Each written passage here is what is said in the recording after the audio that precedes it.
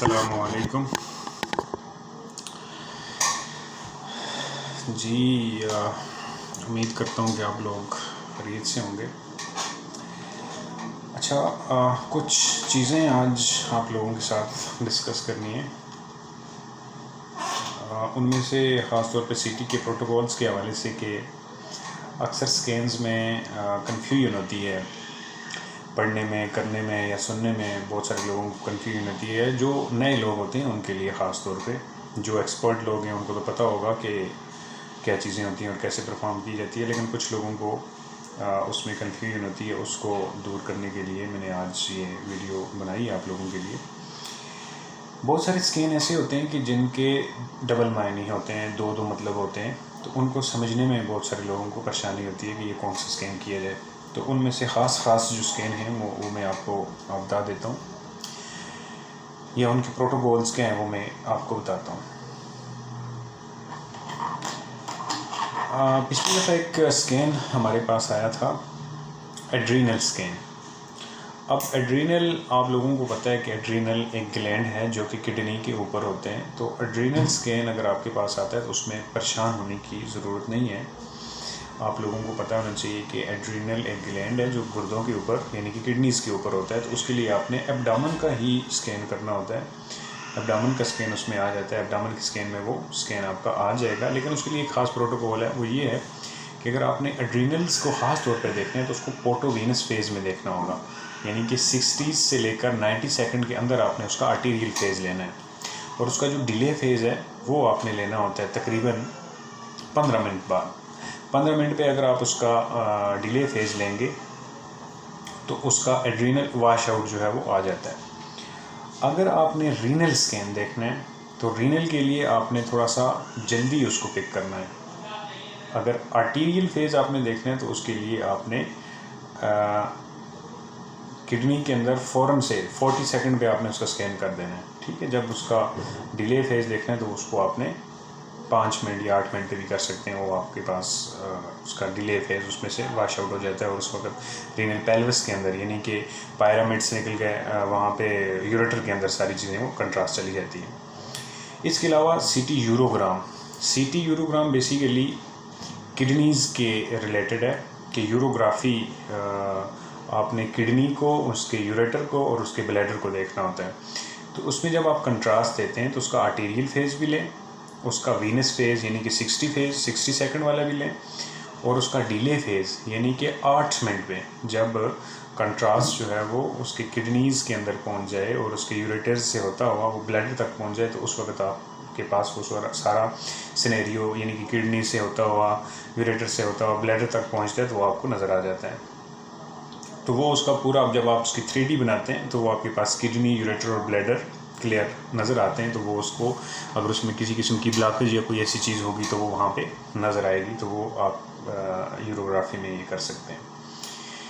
इसके अलावा बहुत सारे प्रोटोकॉल जैसे होते हैं, जैसे HRCT का मतलब लंग्स ही नहीं होते, मतलब HR का मतलब होता है हाई रेजोल्यूशन सीटी। हाई रेजोल्यूशन सीटी किसी भी आप कर सकते हैं। बोन की, टेम्पोरल बोन को आपने देखना है, उसके लिए आप हाई रेजोल्यूशन सीटी टेम्पोरल बोन करते हैं।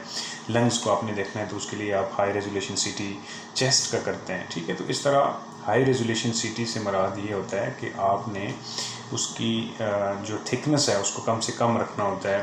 प्रोटोकॉल्स के अंदर उसको आप ऐसे कम रखेंगे कि जो उसकी डिटेल्स हैं वो ज़्यादा आएंगी, रेजोल्यूशन उसकी अच्छी आएगी। तो हाई रेजोल्यूशन सीटी में आपको ज़्यादा डिटेल्स मिलती हैं बनिस्बत के आम नॉर्मल सीटी के।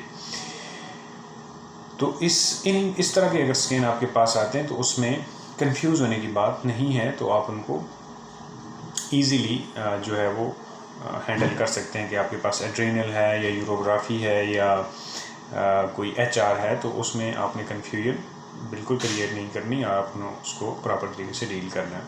इसके अलावा कुछ प्रोटोकॉल्स और प्रिपरेशंस भी, उसके हवाले से भी मैं बात करना चाहूँगा कि कौन कौन से प्रोटोकॉल्स हैं, कि क्या प्रिपरेशन होनी चाहिए स्कैन्स के लिए। तो नॉर्मल आप जब कंट्रास्ट के लिए कंट्रास्ट स्कैन करते हैं, चाहे वो ब्रेन का है, नेक का है, टेम्पोरल बोन का है, PNS है, चेस्ट एब्डोमेन पेल्विस है, सबसे मेन जो ज़रूरी बात है उसके अंदर आपने उसका क्रेटिनिन टेस्ट करना है। अगर उसका क्रेट नॉर्मल है, क्रेट नॉर्मल जो मेल और फीमेल की रेशो तकरीबन सेम ही होती है, 1.1 तक फीमेल की और मेल की भी इसी तरह सेम ही है, 1.2 या 1.1 इतनी तकरीबन होती है मिलीमोल में। तो अगर उसका क्रेटिनिन नॉर्मल है तो आपने उसका स्कैन करना है, कंट्रास्ट देना है, अदरवाइज़ नहीं। बहुत सारे लोगों के ये भी क्वेश्चन थे जी कि हमारा क्रेटिनिन नॉर्मल नहीं है तो मैं कंट्रास्ट करवा रहा हूँ तो मुझे क्या मसला हो जाएगा। कंट्रास्ट आपको कोई कुछ नहीं कहेगा अगर आपका कंट्रास्ट अच्छा है। कंट्रास्ट भी 2 किस्म के होते हैं, मोस्टली जो यूज़ होते हैं मैं उनकी बात कर रहा हूँ, आयनिक और नॉन आयनिक।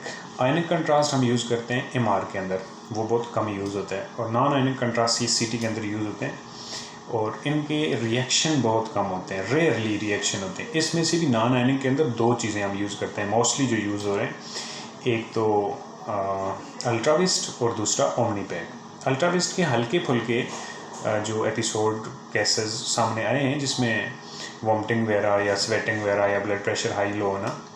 दूसरा जो ओमनीपैक है, अब तक जहाँ जितने मैंने स्कैन किए मैंने कोई ऐसी चीज़ नहीं देखी कि किसी पेशेंट के अंदर वॉमिटिंग, ब्लड प्रेशर हाई या लो या कोई डिजीनेस या कोई ऐसी चीज़ हुई हो। अच्छा कंट्रास्ट है ओमनीपैक, तो हम ओमनीपैक को मोस्टली यूज़ करते हैं और यूज़ करना चाहिए।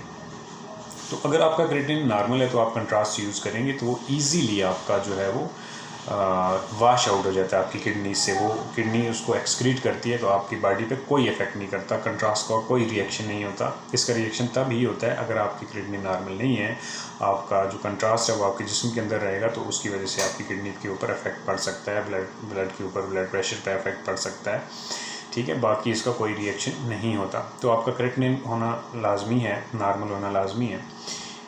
2, 3, 4 दिन तक अगर आपका क्रेटिनिन हुआ है तो उसमें कोई मसला नहीं, आप करवा सकते हैं। उसके अलावा एब्डोमेन, पेल्विस या कंट्रास्ट स्कैन जितने भी हैं उनमें आपकी फास्टिंग होना लाजमी है। फास्टिंग से मुराद ये कि 4 घंटे की फास्टिंग, भूखा होना, पेट खाली होना ज़रूरी है। उसकी वजह ये है कि अगर आपने जल्दी खाना खाया होगा और आप ऊपर से कंट्रास्ट देंगे तो पॉसिबिलिटी है, चांसेस हैं कि आपको वॉमिटिंग वगैरह हो या मतली वगैरह हो। तो कंट्रास्ट के लिए आपके लिए 3 से 4 घंटे की फास्टिंग ज़रूरी है। और अगर आप एब्डोमेन पेल्विस का स्कैन करवाना चाहते हैं तो उसके लिए आपके लिए ये ज़रूरी है कि आप 6 घंटे की फास्टिंग होनी चाहिए ताकि आपका एब्डोमेन का एरिया सारा हो, खाली हो और आपकी जो पैथोलॉजी है वो इजीली आप एवेल्युएट कर सकें। इसके अलावा अगर आपके पास KUV के पेशेंट हैं, KUV का आप स्कैन करना है तो KUV के लिए आपका ब्लैडर फुल होना ज़रूरी है, मसाना भरा हुआ होना ज़रूरी है। उसमें अगर आपकी कोई स्टोन है तो आप स्टोन को इजीली एवेल्युएट कर सकते हैं, देख सकते हैं। उसके लिए आपने लाजमी ब्लैडर को भर के रखना है। अगर कोई पेशेंट आपके पास इंटेस्टाइनल ऑब्स्ट्रक्शन का आता है, इंटेस्टाइनल ऑब्स्ट्रक्शन के उसको कोई आप खाना नहीं दे सकते, पानी नहीं दे सकते, तो उसमें आपने उसको ओरल कंट्रास्ट उसको नहीं देना क्योंकि उसकी पहले से ही ऑब्स्ट्रक्शन है। तो आप उसका स्कैन ऐसे ही कर सकते हैं, आप उसको IV दें। अगर उसकी क्रेटिनिन नॉर्मल है तो उनको आपने ओरली कोई चीज़ नहीं देनी क्योंकि पहले से ही उसकी ऑब्स्ट्रक्शन है, ठीक है। तो उसके लिए ख़ास चीज़ आपने याद रखनी है। और इंटेस्टाइनल ऑब्स्ट्रक्शन के केस में आपने कोई भी ओरल उसको चीज़ नहीं देनी, या अगर उसको कोई नलकी वगैरह लगी हुई है, वो कोई चीज़ खा नहीं सकता तो उसके थ्रू भी आप उसको पानी उसको दे सकते हैं। बहुत सारे डॉक्टर्स ऐसे होते हैं कि जो ओरल कंट्रास्ट को ही प्रेफर करते हैं कि ओरल कंट्रास्ट पिलाना चाहिए, और बहुत सारे डॉक्टर ऐसे होते हैं कि वो कहते हैं कि ओरल कंट्रास्ट की ज़रूरत नहीं है, उसकी जगह आप नॉर्मल पानी पिला सकते हैं कि जब पानी बॉडी के अंदर जाएगा आपके स्टमक और आपके इंटेस्टाइन और बाकी चीज़ों में, तो वो आपका कंट्रास्ट और पानी का जो डिफरेंस है वो उनको इजीली एवेल्युएट करने में, चीज़ों को देखने में, परखने में, पैथोलॉजी को निकालने में इजी होता है। तो इसलिए वो कंट्रास्ट जो हम मोस्टली गैस्ट्रोग्राफिन पिलाते हैं उसको नहीं पिलाते। बहुत सारे रेडियोलॉजिस्ट इस चीज़ को प्रेफर करते हैं कि वो गैस्ट्रोग्राफिन को पिलाएं, और बहुत सारे प्रेफर करते हैं कि वो गैस्ट्रोग्राफिन को ना पिलाएं, सिर्फ सिंपल पानी पिलाएं। तो उसकी प्रिपरेशन में ये चीज़ें लाजमी हैं, जिसमें फास्टिंग, जिसमें क्रेटिनिन और ओरल कंट्रास्ट, ठीक है। और जब आप उसको IV कंट्रास्ट देते हैं तो उसके लिए आप उसका IV लाइन जो है वो मेंटेन करें। आप ख़ुद करना चाहते हैं आप ख़ुद भी कर सकते हैं, अगर आपके पास कोई फिलबर्टमिस्ट हैं तो वो वहाँ से भी करवा सकते हैं। तो ये जो चीज़ें हैं ये आपके लिए ज़रूरी होती हैं CT स्कैन में। कुछ प्रोटोकॉल्स के बारे में मैंने आपको बताया और कुछ प्लानिंग के बारे में बताया कि हमने कैसे कैसे स्कैन को करना होता है और उनसे पहले कौन कौन सी प्रिपरेशन है। तो उम्मीद है कि आपको ये मेरी वीडियो अच्छी लगी होगी और इन्फॉर्मेटिव लगी हुई। तो जुड़े रहें मेरी वीडियोस के साथ, देखते रहें और आपको इंशाल्लाह मोर अच्छी भी वीडियोस मिलेंगी इंशाल्लाह। बहुत शुक्रिया।